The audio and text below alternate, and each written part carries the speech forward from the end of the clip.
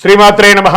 సద్గురు జ్యోతిషాలయం 2025 మే నెల రాశి ఫలితాలని మనం తెలుసుకోబోతున్నాం. మా ఛానల్ ద్వారా చూస్తున్నటువంటి ప్రేక్షక మిత్రులందరికీ కూడా శుభాభివందనాలు. మా ఛానల్స్ బాగా చూస్తున్నారు, ధన్యవాదాలు. కానీ సబ్స్క్రైబర్స్ అనేవాళ్ళు కొంచెం తక్కువగా ఉన్నారు, కొంచెం సబ్స్క్రైబ్ చేయండి. ఈ పక్కనున్న బెల్ బటన్ కానీ మీరు కొట్టేస్తారనుకోండి, మా ఛానల్లో ఉన్నటువంటి అన్ని కార్యక్రమాలు కూడా మీకు వస్తూ ఉంటుంది, మీరు చూడొచ్చు. మీకు ఉపయోగపడే విషయాలు చెప్పడం జరుగుతుంది. కమింగ్ టు జాతకం. జాతకం అనేది పడుతున్న వర్షానికి ఒక గొడుగే కానీ జాతకం జీవితం కాదు. మేము చెప్పే ఈ రాశి ఫలితాలు గోచార గ్రహస్థితులను దృష్టిలో పెట్టుకొని చెప్తున్నాం.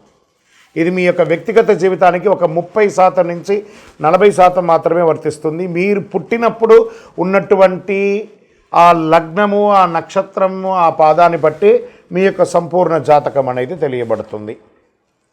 ఇంకా జాతకం అంటే ప్రతి ఒక్కరికి కూడా నాకు ఉద్యోగం ఎలా ఉంటుంది, నాకు వ్యాపారం ఎలా ఉంటుంది, నాకు ఆరోగ్యం ఎలా ఉంటుంది, దాంపత్య జీవితం ఎలా ఉంటుంది, సంతానం ఉంటుందా, ఉద్యోగం వస్తుందా, వ్యాపారం బాగుంటుంది, ఇవే ఏదో టెన్షన్స్తోనే ప్రతి ఒక్కళ్ళం కూడా జీవిస్తున్నాం. దానికి ఉపశమనంగా ఈ మాస ఫలితాలని ప్రతి మాసంలో కొన్ని గ్రహాలు మారుతూ ఉంటాయి కాబట్టి ఆ గ్రహాల యొక్క గమనాన్ని దృష్టిలో పెట్టుకొని అన్ని వర్గాల వారిని దృష్టిలో పెట్టుకొని ప్రిడిక్ట్ చేయబడింది ఈ మాస ఫలితాలు. ఇప్పుడు మనం 12 రాసుల్లో ఒక్కొక్క రాశిగా మనం చెప్పుకోబోతున్నాం. జాతకం ఎవరైనా మీ పరిసర ప్రాంతాల్లో ఉన్నటువంటి సద్గురువుల్ని సంప్రదించి జాతకం తెలుసుకోండి. లేదా మా ద్వారా తెలుసుకోవాలనుకుంటే 21 వయసు లోపు ఉన్న వాళ్ళు అడగకూడదు.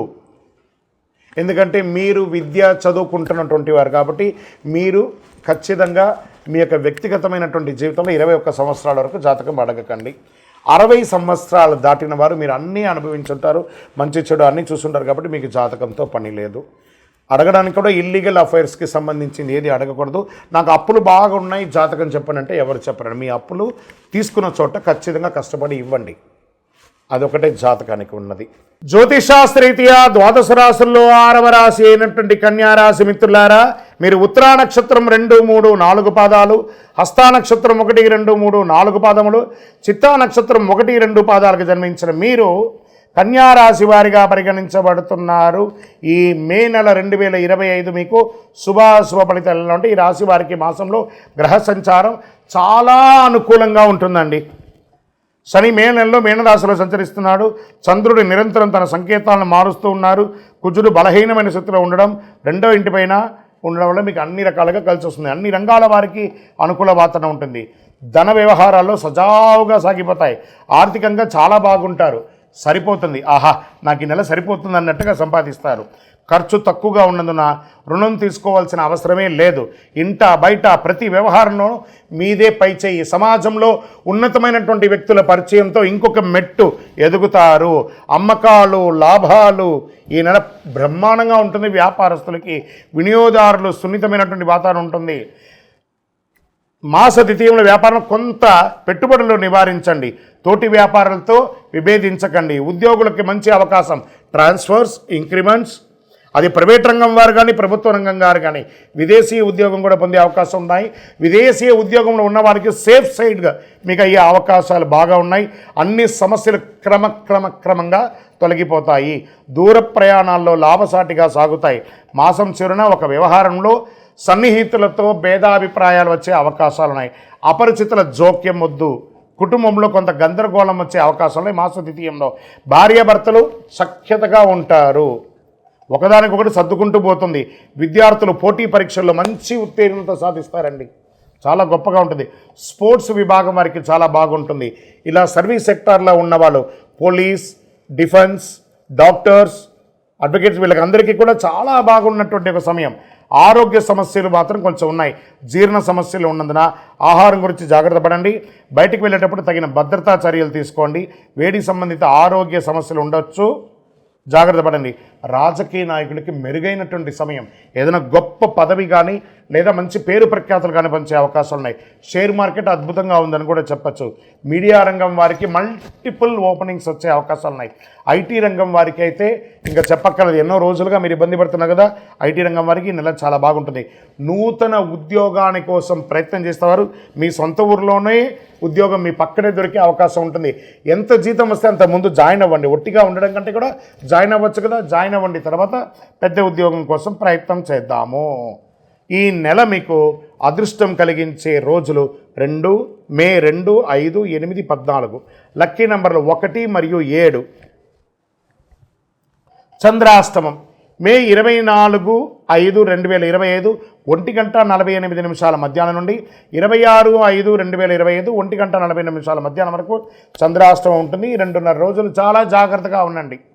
వాహనం నడిపేటప్పుడు, సంతకం పెట్టేటప్పుడు ప్రతి దాంట్లో జాగ్రత్తగా ఉండండి. పరిహారం బాగా ఉన్నప్పుడు పరిహారం కాబట్టి కావాలి. దైవ ప్రార్థనకు కృతజ్ఞత చెప్పాలి. గణపతికి గరికతో అర్చన చేయండి, గరిక మాల వేయండి. నందీశ్వరుడు ఉంటాడు కదా, నందీశ్వరుడు ముందు బియ్యం నైవేద్యం పెట్టండి. ఆ బియ్యాన్ని ఆవులకి గోవులకి అంతా కూడా పెట్టండి. మీ కులదైవ ప్రార్థన చేయండి. మీ యొక్క ఆ దేవాలయంలో మీ వయస్సు సంఖ్య ఎంత ఉందో అన్ని దీపాలు వెలిగించండి.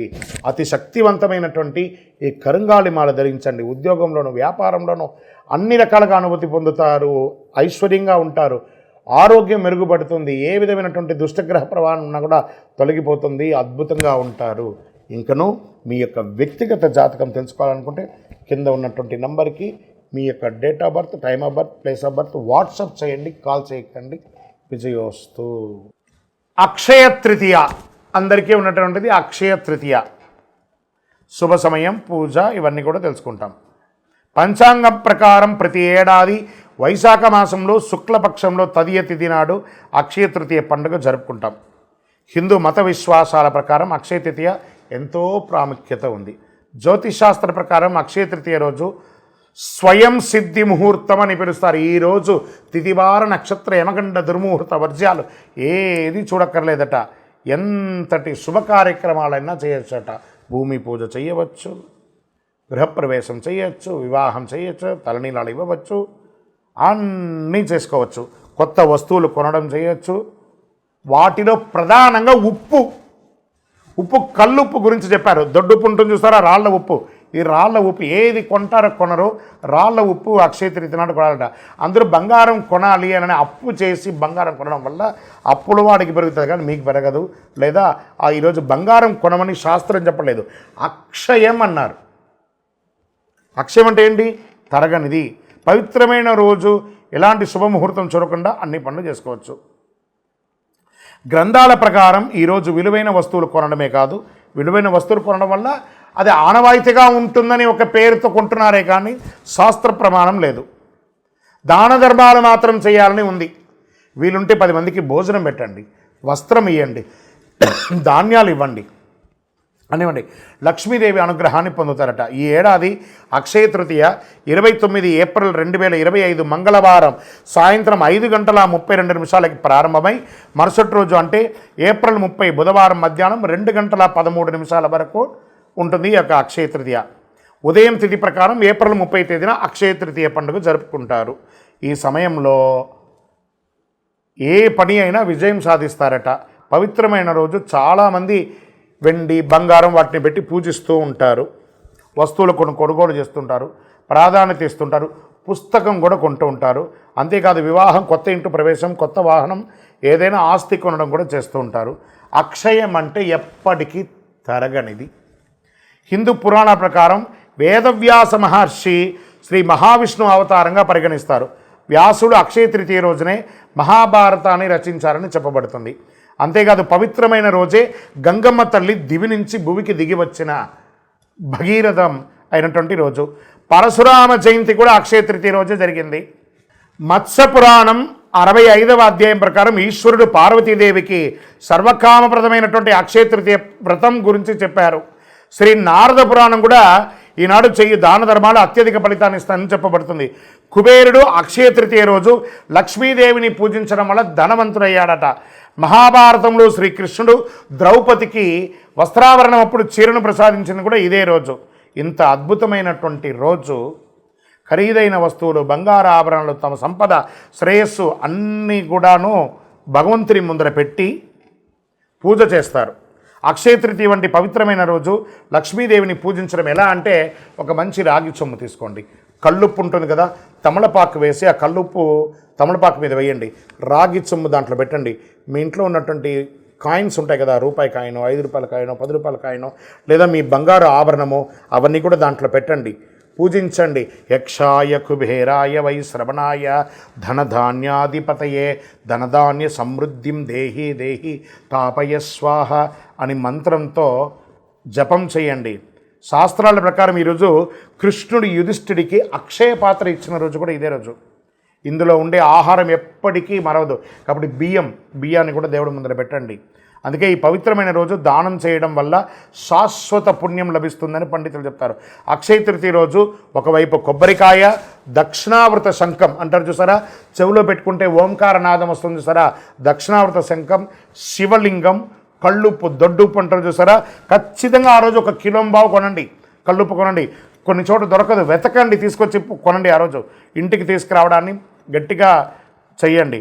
దాని పూజ ఎలా చేయొచ్చు? అక్షయ తృతీయ రోజు తెల్లవారుజామున అంటే సూర్యోదయానికి ముందు లేచి గడప కడిగి పసుపు ఆరం రాసి స్నానాధికాలు చేసి ఉతికిన బట్టలు ధరించి పసుపు రంగు వస్త్రాలు ధరించండి.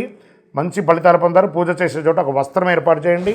అనంతరం విష్ణు విగ్రహాన్ని, లక్ష్మీదేవి విగ్రహాన్ని ప్రార్థన చేయండి, నీటితో శుద్ధి చేయండి. పూజ చేసే సమయంలో తులసి ఆకులు, బిల్వ ఆకులు పెట్టి పూజించండి. పండ్లు, పువ్వులు వగరాలు పెట్టండి. మంచి ఆహారం అనండి. తీపి పంటలంతా పేదవాళ్ళకి, ఆఖరికి మీ ఇంట్లో పని చేసే వాళ్ళు ఉంటారు కదా వాళ్ళకి ఇవ్వండి. స్ట్రేంజర్స్, రోడ్డు మీద, ఈ హాస్పిటల్స్ బయట అటెండెన్స్ లోపల ఉన్నటువంటి వ్యాధితో ఉన్నవాళ్ళు బయట చాయ్ కాఫీ తాగడానికి కూడా లేకుండా వాళ్ళ బంధుమిత్రులు రోడ్డు మీద ఉంటారు చూసారా, వాళ్ళకి పోయి ఆహారాన్ని ఇవ్వండి, ఆనందపడతారు. ఆ లోపల ఉన్న వైద్యం చేసుకునే వాళ్ళు కూడా ఆరోగ్యం అవుతారు. ఇదే అక్షయ తృతీయ రోజు చేయవలసిన పనులు. దాన ధర్మాదులు ఎక్కువ చేయండి. పూజ ముగిసిన అనంతరం మహావిష్ణు స్వరూపంగా, లక్ష్మీదేవి స్వరూపంగా కొంతమందిని ప్రార్థన చేసి వాళ్ళకి దానం ఇవ్వండి. అక్షయం మీరు ఎంత దానం చేస్తారో, ఎందుకు మనం పూజ చేసిన తర్వాత కృష్ణార్పణం అంటారు, ఖర్చు మీదే, డబ్బు మీదే. కృష్ణుడికి ఎంత ఎందుకు అర్పణం ఇస్తున్నారు? కృష్ణార్పణం అనగానే అది తిరిగి మీ దగ్గరికి వస్తుంది. అందుకే అక్షయం అని అన్నారు. ఉప్పు అక్షయ తృతీయ రోజు ఎందుకు కొనాలో, అక్షయ తృతీయ రోజు ఉప్పు కొని దానం చేయడం వల్ల జీవితంలో అన్ని కష్టాలు తొలగుతాయి, దరిద్రం తీరుతుంది, నవగ్రహ దోషం తొలగుతుంది, అలాగే అన్ని సమస్యల నుంచి ఉపశమనం పొందుతారు. భార్యాభర్తల మధ్య సఖ్యత లోపం అది తొలగుతుంది. అక్షయ తృతీయ రోజు ఉప్పు దానం చేయడం వల్ల పూర్వీకుల ఆశీస్సులు పొందుతారు. అక్షయ తృతీయ రోజు ఉప్పు కొనడం వల్ల సాధారణ రాతి బాగా తెల్లగా ఉన్నటువంటిది అక్షయ తృతీయ రోజు రాతి ఉప్పు కొనడం వల్ల లక్ష్మీదేవి ప్రసన్నమవుతుంది. చూడండి, మంట అంతా చేస్తామండి, ఒక చుక్క అందులో ఉప్పు లేకపోతే ఎలా ఉంటుంది? అద్భుతమైన వంటే కదా, అదే లక్ష్మీదేవి. లక్ష్మీదేవి మోతాదుకి మించకూడదు, మోతాదు తగ్గకూడదు. అందుకే లక్ష్మీదేవి అందులో కూర్చున్నది. అక్షయ తృతీయ రోజు కొన్న ఉప్పును ఇంటిలో నీళ్ళలో ఒక చుక్క వేసి ఇల్లంతా తుడవండి, నెగిటివ్ వైబ్స్ పోతుంది. చిన్నపిల్లలు ఉన్న రూమ్లో ఒక గ్లాసులో పెట్టండి, మీ బాత్రూమ్స్లో కూడా ఒక గ్లాసులో పెట్టండి. మీరు సంపాదించే ప్రతి డబ్బుని ఒక మట్టి మూకుల్లో ఉప్పు వేసి అందులో ఆ రోజు డబ్బుని అలా పెట్టి మరుసటి రోజు బీరువాలో పెట్టండి, చాలా నిలవ ఉంటుంది. ప్రయత్నం చేసి చూడండి.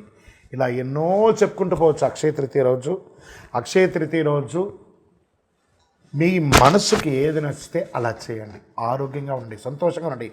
పరోపకారార్థే ఇదం శరీరం అన్నట్టుగా ఇతరులకి సహాయం చేయడానికి ప్రయత్నం చేయండి. విజయోస్తు.